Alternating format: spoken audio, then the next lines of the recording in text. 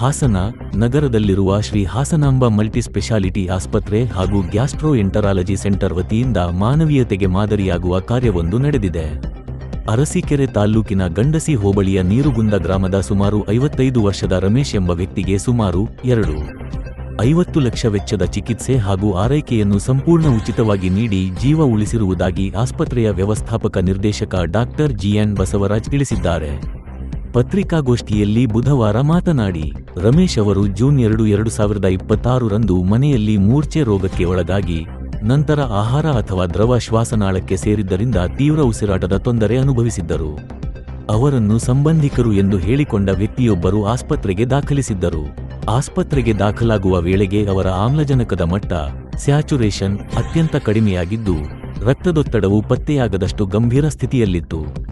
ತಕ್ಷಣ ಐಸಿಯು ತಜ್ಞರಾದ ಡಾಕ್ಟರ್ ಪ್ರೇಮ ಅವರ ನೇತೃತ್ವದಲ್ಲಿ ಶ್ವಾಸನಾಳಕ್ಕೆ ಟ್ಯೂಬ್ ಅಳವಡಿಸಿ ವೆಂಟಿಲೇಟರ್ ಮೂಲಕ 4 ದಿನಗಳ ಕಾಲ ಚಿಕಿತ್ಸೆ ನೀಡಲಾಯಿತು. ವೈದ್ಯರು ಮತ್ತು ಐಸಿಯು ಸಿಬ್ಬಂದಿಯ ನಿರಂತರ ಶ್ರಮದಿಂದ ರೋಗಿ ಚೇತರಿಸಿಕೊಂಡು ಜೀವಾಪಾಯದಿಂದ ಪಾರಾಗಿದ್ದಾರೆ ಎಂದರು. ಚಿಕಿತ್ಸೆಯ ಅವಧಿಯಲ್ಲಿ ರೋಗಿಯ ಕುಟುಂಬದವರು ಯಾರೂ ಆಸ್ಪತ್ರೆಗೆ ಭೇಟಿ ನೀಡದ ಕಾರಣ ಆಸ್ಪತ್ರೆಯೇ ಸಂಪೂರ್ಣ ಜವಾಬ್ದಾರಿ ವಹಿಸಿಕೊಂಡು ಸುಮಾರು 10 ದಿನಗಳ ಕಾಲ ಚಿಕಿತ್ಸೆ, ಔಷಧಿ, ಊಟ ಹಾಗೂ ಇತರೆ ಅಗತ್ಯ ವ್ಯವಸ್ಥೆಗಳನ್ನು ಕಲ್ಪಿಸಿತು. ನಂತರ ರೋಗಿಯನ್ನು ವಿಚಾರಿಸಿದಾಗ ಅವರಿಗೆ ಬೆಂಗಳೂರಿನಲ್ಲಿ 2 ಮಕ್ಕಳಿದ್ದರೂ ಯಾರೂ ನೋಡಿಕೊಳ್ಳಲು ಬಂದಿಲ್ಲ ಎಂಬ ಮಾಹಿತಿ ದೊರೆಯಿತು. ಇದರಿಂದ ಆಸ್ಪತ್ರೆ ಸಿಬ್ಬಂದಿ ರೋಗಿಯ ಮನೆಗೆ ತೆರಳಿ ಪರಿಶೀಲಿಸಿದಾಗ ಅವರ ಪತ್ನಿಯು 2 ಕಾಲು ಮುರಿದು ಹಾಸಿಗೆ ಹಿಡಿದಿದ್ದು, ಕುಟುಂಬದ ಪರಿಸ್ಥಿತಿ ಅತ್ಯಂತ ದುರ್ಬಲವಾಗಿರುವುದು ಬೆಳಕಿಗೆ ಬಂದಿದೆ. ಈ ಹಿನ್ನೆಲೆಯಲ್ಲಿ ಆಸ್ಪತ್ರೆಯ ಆಡಳಿತ ಮಂಡಳಿ ಮಾನವೀಯತೆ ದೃಷ್ಟಿಯಿಂದ ಸುಮಾರು 2.50 ಲಕ್ಷ ವೆಚ್ಚದ ಚಿಕಿತ್ಸೆಯನ್ನು ಸಂಪೂರ್ಣ ಉಚಿತವಾಗಿ ನೀಡಲಾಗಿದೆ ಎಂದು ಹೇಳಿದರು. ಇದೀಗ ರಮೇಶ್ ಅವರು ಸಂಪೂರ್ಣ ಗುಣಮುಖರಾಗಿರುವ ಹಿನ್ನೆಲೆಯಲ್ಲಿ ಆಸ್ಪತ್ರೆಯ ವ್ಯವಸ್ಥಾಪಕ ನಿರ್ದೇಶಕ ಡಾಕ್ಟರ್ ಬಸವರಾಜ್ ಜಿಎನ್ ಅವರ ನಿರ್ದೇಶನದಂತೆ ಉಚಿತ ಆಂಬ್ಯುಲೆನ್ಸ್ ವ್ಯವಸ್ಥೆ ಕಲ್ಪಿಸಿ ಸುರಕ್ಷಿತವಾಗಿ ಅವರ ಸ್ವಗೃಹಕ್ಕೆ ತಲುಪಿಸಲು ಆಸ್ಪತ್ರೆ ಮುಂದಾಗಿದೆ. ಆಸ್ಪತ್ರೆಯ ಈ ಮಾನವೀಯ ಸೇವೆಗೆ ಸಾರ್ವಜನಿಕ ವಲಯದಲ್ಲಿ ಮೆಚ್ಚುಗೆ ವ್ಯಕ್ತವಾಗುತ್ತಿದೆ. ಮಾನವೀಯತೆ ದೃಷ್ಟಿಯಿಂದ ಅಷ್ಟೇ. ಈಗ ನಿಮ್ಮದೇ ಪ್ರೆಸ್ಸಲ್ಲೇ ಮೊದಲು ಸುಮಾರು 2-3 ಇನ್ಸಿಡೆಂಟ್ ಎಲ್ಲ ಹಾಕಿದ್ದೀರಾ.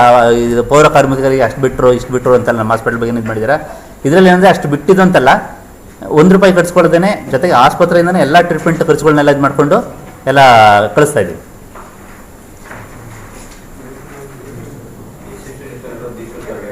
ಹೇಳಿ, ಇಲ್ಲ ಯಾವುದಿಲ್ಲ. ಎಸೆಷನ್ ಕಾರ್ಡ್ ಕೇಳಿದ್ವಿ, ಅದಿಲ್ಲ. ಆಮೇಲೆ ಇವರು ಒಳ್ಳೆತನ ಇನ್ನೊಂದು ಹೇಳ್ತೀನಿ, ಈ ಮಾತಾಡಿದಾಗ ಏನಂತ ಇದ್ದಾರೆ ಅಂದರೆ, ಸರ್ ಆಯಿತು ನಮ್ಮ ಮನೆ ಕರ್ಕೊಂಡು ಬಿಟ್ಕೊಡಿ, ನನ್ನ ಹತ್ರ 10,000 ಇದೆ, ಅದು ನಿಮ್ಗೆ ಕೊಟ್ಟು ಕಳಿಸ್ತೀನಿ ಅಂತ ಹೇಳ್ತಾರೆ ಇವರು. ನೋಡಿ, ಅದರಲ್ಲೂ ಸಹ ಇವರು ಶಿಸ್ತುಬದ್ಧವಾಗಿ ಹೆಂಗೆ ಮಾತಾಡ್ತಾರೆ ಅಂತಂದರೆ, ಸರ್ ನಾನು ಮನೆಯಲ್ಲಿ 10,000 ಇಟ್ಟಿದ್ದೀನಿ ಸರ್, ನಾನು ಕರ್ಕೊಂಡು ನಮ್ಮ ಮನೆ ತಲುಪಿಸಿ 10,000 ಕೊಟ್ಟು ಕಳಿಸ್ತೀನಿ ಅಂತ ಹೇಳ್ತಾರೆ. ಕೇಶವ ಅಲ್ಲಿ ಕೊಟ್ಬಿಟ್ಟು ಅದೇ ಫೋನ್ ಕಟ್ ಮಾಡ್ತಾ ಇದ್ದಾರೆ. ಆಸ್ಪತ್ರೆ ಅಂತ ತಕ್ಷಣ ಕಟ್ ಮಾಡ್ತಾರೆ, ರಿಸೀವ್ ಮಾಡಲ್ಲ. ಆ ಫೋನ್ ನಂಬರ್ ಕೊಟ್ಟಿದ್ದಾರೆ ಒಂದು, ಅದನ್ನು ಮಾಡಿದ್ರೆ ಫೋನ್ ಕಟ್ ಮಾಡ್ತಾ ಇದ್ದಾರೆ, ಪುನಃ ರಿಸೀವ್ ಮಾಡ್ತಾ ಇಲ್ಲ. ನೋಡ್ರೆ ಏನು ಮಾಡ್ತಾರೆ ಮಕ್ಳು, ಏನು ಮಾಡ್ತಾ ಇದ್ದಾರೆ? ಹೋಟ್ಲೆ ಕೆಲಸ ಮಾಡ್ತಾರೆ ಇಬ್ಬರೂ. ಹುಡುಗಿ ಒಬ್ಬರು ಇರೋದು ಮದುವೆ ಮಾಡಿದ್ದೀರಾ? ಅದು ಮಾಡಿದ್ದೀರಾ? ಓಕೆ.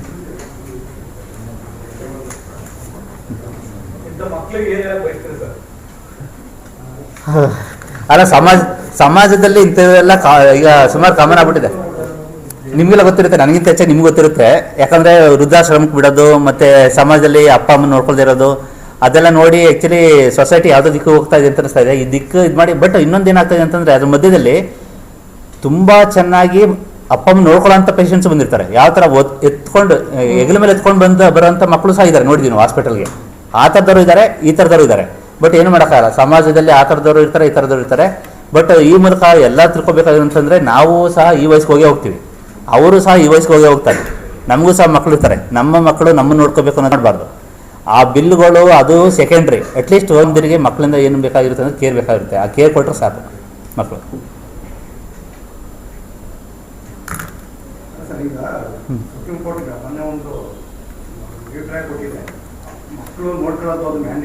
ಹೌದು, ಕರೆಕ್ಟ್. ಪೊಲೀಸ್ಗೆ ಇನ್ಫಾರ್ಮ್ ಮಾಡಿ, ನಾವು ಮಾನವೀಯತೆ ದೃಷ್ಟಿಯಿಂದ ಮಾಡ್ತಾ ಇದೀವಿ ಹೊರತು ಲೀಗಲ್ ಇದು ಮಾಡ್ತಾ ಇಲ್ಲ. ಹೌದು, ನೀವು ಹೇಳಿದಾಗ ಇದನ್ನ ನಾವು ಬೇರೆ ರೀತಿ ಮಾಡ್ಬೋದಿತ್ತು. ಪೊಲೀಸ್ ಸ್ಟೇಷನ್ಗೆ ಒಂದು ಇದು ಲೆಟರ್ ಕಳಿಸ್ಬಿಟ್ಟು ಇನ್ನು ನೀವು ಟೇಕ್ ಓವರ್ ಮಾಡ್ಕೊಳ್ಳಿ ಅಂತ ಬಿಟ್ಟು ಇವ್ರನ್ನೂ ಸಹ ನೀವೇ ಕರ್ಕೊಂಡು ಬಿಡಿ ಅಂದ್ರೆ ಪಾಪ ಪೊಲೀಸ್ ಡಿಪಾರ್ಟ್ಮೆಂಟ್ ಮಾಡ್ತಿದ್ರು. ಆಸ್ಪತ್ರೆಯಿಂದ ಇವ್ರು ಕರ್ಕೊಂಡೋಗಿ ಅವ್ರ ಮನೆಗೆ ತಲುಪಿಸುವಂಥ ವ್ಯವಸ್ಥೆ ಮಾಡ್ತಿದ್ರು. ಹೌದು, ಈ ಸಂದರ್ಭದಲ್ಲಿ ನೀವು ಮನೆಗೆ ಹೋಗಿ ಏನು ಮಾಡ್ತಾರೆ ಹಂಗಾದಾಗ ಲೀಗಲಿ ಏನು ಮಾಡ್ಬೋದು ಹೆಲ್ತ್ ಈಗ ಮಾನವೀಯತೆ ನೀವು ಏನು ಮಾಡ್ಬೇಕು ಮಾಡಿದ್ದೀರಾ ಲೀಗಲಿ ಅವ್ರ ಕುಟುಂಬಕ್ಕೆ ಏನು ಸಪೋರ್ಟ್ ಆಗೋದಕ್ಕೆ ಪ್ರಯತ್ನ ಮಾಡ್ಬೋದಾಗಿತ್ತು. ಈಗ ಆಯ್ತು, ಹಾಗಾದರೆ ಒಂದು ಏನು ಮಾಡ್ತೀವಿ ಅಂತಾರೆ, ಈಗ ಕರ್ಕೊಂಡು ಬಿಡೋಕ್ಕಿಂತ ಮೊದಲು ನಾವು ಪೊಲೀಸ್ ನಮ್ಮ ಇದು ಬರೋಂಥ ಜುಡಿಷನ್ ಬರೋಂಥ ಪೊಲೀಸ್ ಸ್ಟೇಷನ್ಗೆ ಒಂದು ರಿಕ್ವೆಷನ್ ಲೆಟರ್ ಕೊಡ್ತೀವಿ. ಕೊಟ್ಬಿಟ್ಟು ಅವ್ರು ಏನು ಮಾಡ್ತಾರೆ, ನೆಕ್ಸ್ಟ್ ಅವ್ರು ಇದು ಮಾಡ್ಕೊಳ್ಳಿ, ಹಾಸ್ಪಿಟಲ್ ಕಡೆಯಿಂದ ಒಂದು ಲೆಟರ್ ಕೊಡ್ತೀವಿ, ಇವತ್ತು ಕೊಟ್ಬಿಟ್ಟು ಇದು ಮಾಡ್ತೀವಿ.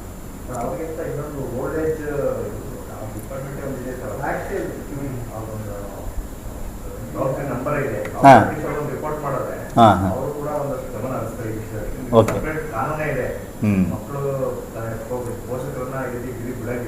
ಕರೆಕ್ಟ್.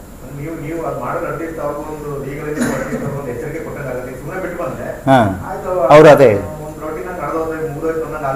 ಕರೆಕ್ಟ್ ಓಕೆ ಆಯ್ತು. ಹಾಂ ಹಾಂ ಹೌದೌದು, ಅದೇ ನೀವು ಆ್ಯಕ್ಚುಲಿ ಹಾಂ ಸರ್ ಹೌದು, ಇಲ್ಲ ಅಂತ ಬಿಟ್ಟು ಓಕೆ ಆಯ್ತು ಸರ್. ಹಾಂ ಲೀಗಲ್ ಪೊಲೀಸ್ ಸ್ಟೇಷನ್ಗೆ ಮತ್ತು ಇವರು ಮಂಜು ಸರ್ ಹೇಳ್ದಂಗೆ ಇದಂತೂ ಮಾಡ್ತೀವಿ, ಇದು ಮಾಡ್ಕೊಂಡು. ಹಾಂ ಆಯಿತು, ಮಾಡ್ತೀವಿ ಮೇಡಮ್ ಏನು ಮಾತಾಡ್ತೀರಾ?